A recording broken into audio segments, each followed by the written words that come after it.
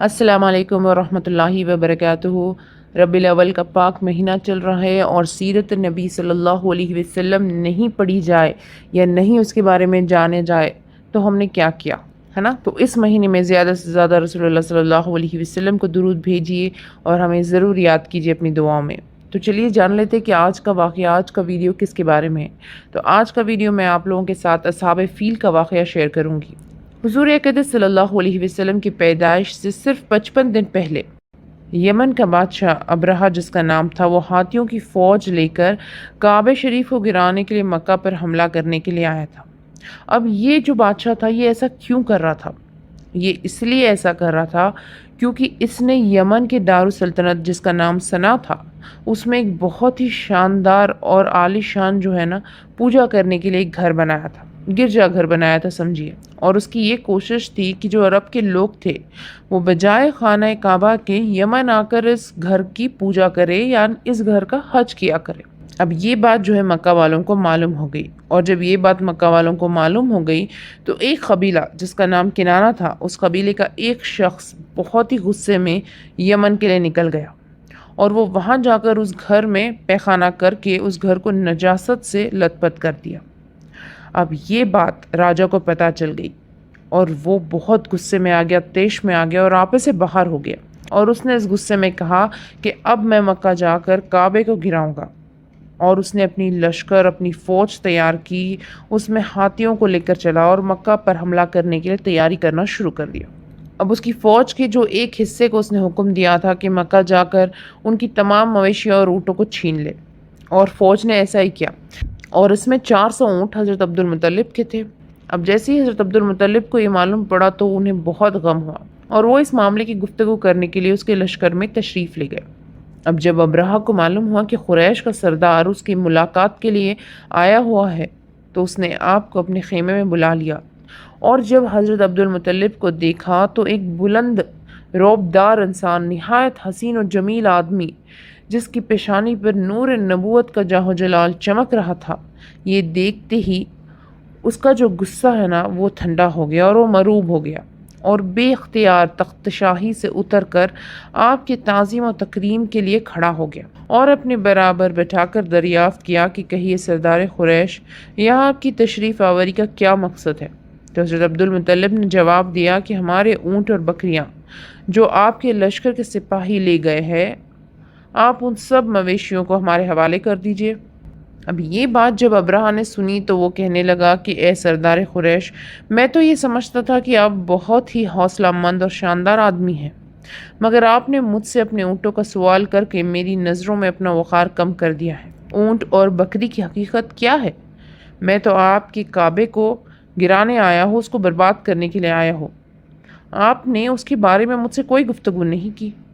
تو حضرت عبد المطلب نے کہا کہ مجھے تو اپنے اونٹوں سے مطلب ہے، کعبہ میرا گھر نہیں ہے بلکہ وہ خدا کا گھر ہے، وہ خدا اپنے گھر کو بچا لے گا، مجھے کعبے کی ذرا بھی فکر نہیں ہے۔ یہ سن کر ابرہہ اپنے فرعونی لہجے میں کہنے لگا کہ اے سردار مکہ سن لیجئے، میں کعبے کو ڈھا کر اس کی اینٹ سے اینٹ بجا دوں گا اور روئے زمین سے اس کا نام و نشان مٹا دوں گا، کیونکہ مکہ والوں نے میرے گرجا گھر کی بڑی بے حرمتی کی ہے، اس لیے میں اس کا انتقام لینے کے لیے کعبے کو مسمار کر دینا ضروری سمجھتا ہوں۔ حضرت عبد المطلب نے فرمایا کہ پھر آپ جانے اور خدا جانے، میں آپ سے سفارش کرنے والا کون؟ اس گفتگو کے بعد ابرہہ نے تمام جانوروں کو واپس کر دینے کا حکم دے دیا، اور حضرت عبد المطلب تمام اونٹوں اور بکریوں کو ساتھ لے کر اپنے گھر چلے آئے، اور مکہ والوں سے فرمایا کہ تم لوگ اپنے اپنے جو اونٹ اور مال مویشی ہے ان کو لے کر مکہ سے باہر نکل جاؤ اور پہاڑوں کی چوٹیوں پر چڑھ کر چھپ جاؤ۔ مکہ والوں سے یہ کہہ کر پھر خود اپنے خاندان کے چند آدمیوں کو ساتھ لے کر خانہ کعبہ میں گئے، اور دروازے کا حلقہ پکڑ کر انتہائی بے قراری اور گریہ وزاری کے ساتھ دربار باری میں اس طرح دعا مانگنے لگے کہ اے اللہ، بے شک ہر شخص اپنے اپنے گھر کی حفاظت کرتا ہے، لہٰذا تو بھی اپنے گھر کی حفاظت فرما، اور صلیبیوں کے مقابلے میں اپنی اطاعت شعاروں کی مدد فرما۔ حضرت عبد المطلب نے یہ دعا مانگی اور اپنے خاندان والوں کو ساتھ لے کر پہاڑ کی چوٹی پر چڑھ گئے اور خدا کی قدرت کا جلوہ دیکھنے لگے۔ صبح صبح ابرہہ اپنے لشکر کے ساتھ آگے بڑھا اور مقام مگمس میں جب وہ پہنچا تو اس کا جو ہاتھی تھا جس پر وہ سوار تھا اور جس کا نام محمود تھا، وہ ایک دم سے بیٹھ گیا۔ اس ہاتھی کو جتنا بھی ہانکو اور مارو، وہ ہاتھی پھر اٹھنے کے لیے تیار ہی نہیں تھا۔ ابرہہ کے جو سپاہی تھے اس ہاتھی کو اٹھانے کی بہت کوشش کی، لیکن وہ ہاتھی اٹھا نہیں۔ اب اسی حال میں قہر الہی ابابیلوں کی شکل میں نمودار ہوئے، اور ننھے ننھے پرندے جھنڈ کے جھنڈ، جن کی چونچ اور پنجوں میں 3 کنکریاں تھیں، سمندر کی جانب سے حرم کعبہ کی طرف آنے لگے۔ ابابیلوں کی ان دل بادل لشکروں نے ابرہہ کی فوج پر اس زور شور سے سنگباری شروع کر دی کہ آن کی آن میں ابرہہ کے لشکر اور اس کے ہاتھیوں کے پر کھچے اڑ گئے۔ ابابیلوں کی سنگباری خداوند قہار و جبار کے قہر و غضب کی ایسی مار تھی کہ جب کوئی کنکری کسی فیل سوار کے سر پر پڑتی تھی تو وہ اس آدمی کے بدن کو چھیدتی ہوئی ہاتھی کے بدن سے پار ہو جاتی تھی۔ ابرہہ کی فوج کا ایک آدمی بھی زندہ نہیں بچا، اور سب کے سب ابرہہ اور اس کے ہاتھیوں سمیت اس طرح ہلاک اور برباد ہو گئے کہ ان کے جسموں کی بوٹیاں ٹکڑے ٹکڑے ہو کر زمین پر بکھر گئی۔ چنانچہ قرآن مجید میں سورہ فیل میں اللہ تعالیٰ نے اس واقعے کا ذکر کیا ہے، یعنی اے محبوب صلی اللہ علیہ وسلم، کیا آپ نے نہ دیکھا کہ آپ کے رب نے ان ہاتھی والوں کا کیا حال کر ڈالا؟ کیا ان کے داؤ کو تباہی میں نہ ڈالا اور ان پر پرندوں کی ٹکڑیاں بھیجی